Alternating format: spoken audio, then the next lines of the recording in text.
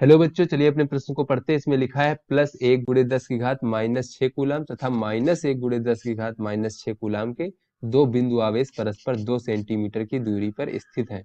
तो यह वैद्युत द्विध्रुव 1 × 10⁵ 5 वोल्ट प्रति मीटर तीव्रता वाले एक समान बाह्य वैद्युत क्षेत्र में स्थित है। तो ज्ञात कीजिए अस्थायी संतुलन की स्थिति में द्विध्रुव की स्थितिज ऊर्जा का मान। तो चलिए बच्चों, सबसे पहले इस प्रश्न की मूल अवधारणा देख लेते हैं। तो बच्चों यहाँ पर देख लीजिए, मानो ये कोई हमारा एक समान वैद्युत क्षेत्र है बच्चों, इस प्रकार से। तो बच्चों, जो एक समान वैद्युत क्षेत्र होता है उसमें बल रेखाएं परस्पर समांतर होती हैं।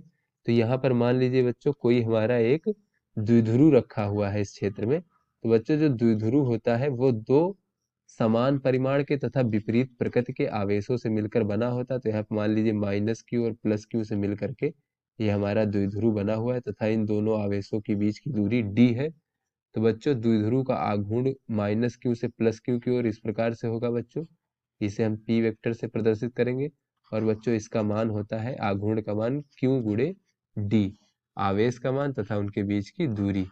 तो बच्चों, ऐसी स्थिति में अगर हम यहाँ पर देखें तो ये हमारा वैद्युत द्विध्रुव आघूर्ण P वेक्टर और वैद्युत क्षेत्र की तीव्रता के बीच में जो बनने वाला कोण है और वो θ°। अगर मान ले बच्चों यहाँ पर, तो द्विध्रुव की स्थितिज ऊर्जा जो हो जाएगी उसे हम अगर U से प्रदर्शित करें तो उसका मान होता है -Pe cos θ। तो बच्चों, ये एक समान बाह्य वैद्युत क्षेत्र में स्थित द्विध्रुव की स्थितिज ऊर्जा का सूत्र होता है।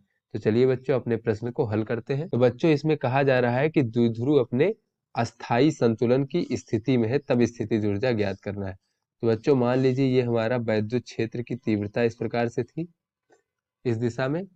तो बच्चों, अगर यहाँ पर हम अपना वैद्युत द्विध्रुव इस प्रकार से मान लें कि ये हमारा -Q और ये हमारा +Q इस प्रकार से है, और ये इसका द्विध्रुव आघूर्ण P इधर है। तो बच्चों, यहाँ पर अगर हम देखें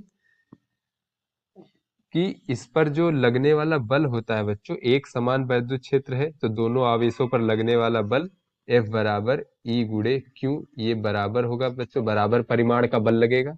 तथा अगर लगने वाली बल की दिशा देखें बच्चों यहाँ पर हम, तो जो ऋणावेश होता है उसमें वैद्युत क्षेत्र की दिशा के विपरीत बल लगता है, और जो धनावेश होता है बच्चों उस पर वैद्युत क्षेत्र की दिशा में बल लगता है। तो इस स्थिति में देखें बच्चों, तो इस पर समान परिमाण के बल तथा विपरीत दिशा में लग रहे हैं, तो ये हमारा संतुलन की स्थिति हो गई। तो बच्चों, अगर इसको हम जरा सा घुमा दें, द्विध्रुव को यहाँ पर हल्का सा इस प्रकार से घुमा दें, थोड़ा सा अपनी स्थिति से, तो -Q और +Q। तो बच्चों, इस स्थिति में इस पर लगने वाला बल इस प्रकार से होगा F, और ये F इस प्रकार से। तो बच्चों, ये घुमाने पर जो ये बल लग रहे हैं, ये बल बच्चों पुनः जो है इसको अपनी मतलब इसमें बल आघूर्ण के कारण बच्चों पुनः जो है इसको उसकी पूर्व स्थिति में पुनः लाने का प्रयास करेंगे बच्चों, इस प्रकार से। तो इससे हमें ये पता चला कि जो हमारी ये स्थिति थी बच्चों, ये अस्थाई संतुलन की स्थिति थी बच्चों। तो अस्थाई संतुलन की स्थिति ये होती है कि उसको अपनी जगह से थोड़ा बहुत भी विस्थापित करने पर वो पुनः अपनी पूर्व स्थिति में आने का प्रयास करे, तो वही हमारा अस्थाई संतुलन की स्थिति होती है। तो बच्चों, अस्थाई संतुलन की स्थिति में अगर हम यहाँ पर देखें,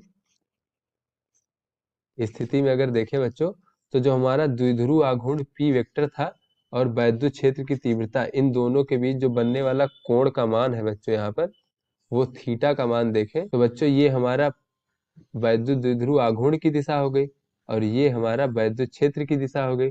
तो थीटा का मान बच्चों इस स्थिति में 0° होता है अस्थाई संतुलन की स्थिति में। तो चलिए बच्चों, अगर इस अस्थाई संतुलन की स्थिति में स्थितिज ऊर्जा का मान देखें तो P cos 0°। तो बच्चों, cos 0° का मान 1 होता है, तो ये हो जाएगा -P।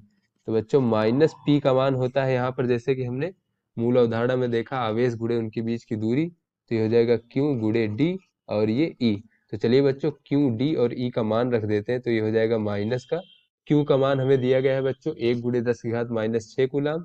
तो 1×10⁻⁶ कूलाम।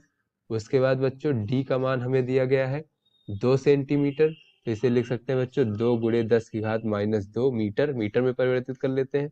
और E का मान हमें दिया गया है बच्चों 1×10⁻5 वोल्ट प्रति मीटर।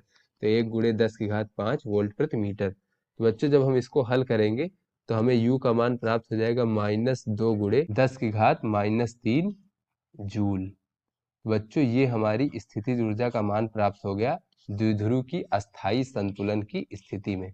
तो आशा करते हैं बच्चों ये आपको समझ में आ गया होगा। धन्यवाद।